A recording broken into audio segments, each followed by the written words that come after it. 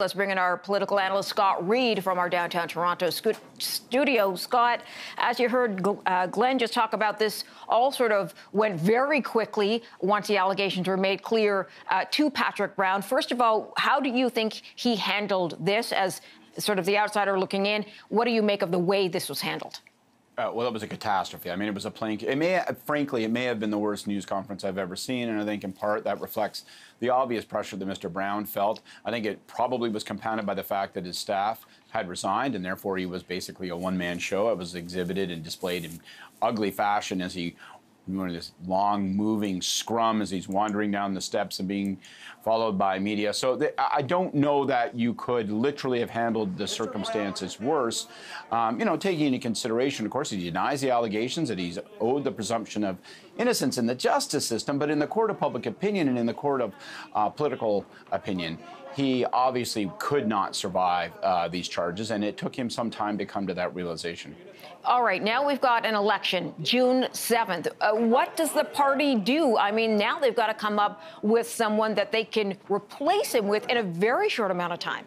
In a very short amount of time, and they have a lot of tricky decisions to make, and they have to think very carefully today about what the implications of their decisions are. Let me give you an example. And I know I'm going to sound like a real political insider wonk here, but every party is governed by a constitution and a set of rules.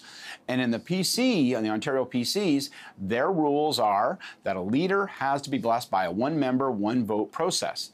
Well, are you going to have a one-member, one-vote? Everybody votes from across the province for the leader sometime between now and Election Day. If you don't, how can you credibly say this person is your leader and enjoys the confidence? If you do, here's the tricky part for them.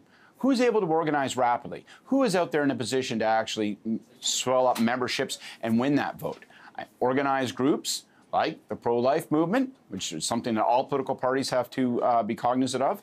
Existing and former candidates, who are those? What might be possible? People with huge brand strength. So I would say look for a pro-life candidate. I would say look for Doug Ford, and I would say look for somebody with huge name value that might be attractive to rank and file, someone like Caroline Mulroney, who's already indicated she'll be running as a candidate in the next election. All right, so let's talk about this then. How quickly should the Conservatives move to deal with Patrick Brown? I mean, all of this sort of started to happen overnight. Do they move in today and say, here's what we're going to do, or do they let this sort of play out for a day or two before coming in?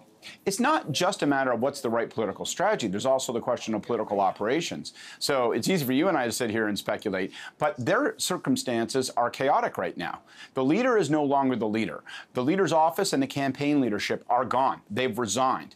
The party office is all that's left, the political party office. But again, those people are all a function of Patrick Brown. What's their legitimacy if they're challenged by various candidates and camps? So how do you make these decisions? Who has authority? I think the first step is to get the caucus together and say, let's, as a group of caucus members, appoint an interim leader, someone to put oil on the waters, to stabilize things, to say that we are here and we are going to have our act together. Then they need to make those decisions with due consideration of all these very complicated political implications. They are going to be challenged from within for decisions they make, and therefore those decisions must be made carefully. But the public is watching, we're watching, they want to be government, so they also have to make them in a relatively expeditious manner, or we're going to think they're indecisive and not up to it. Got it. Got to leave it there. Scott Reid, thanks for joining us.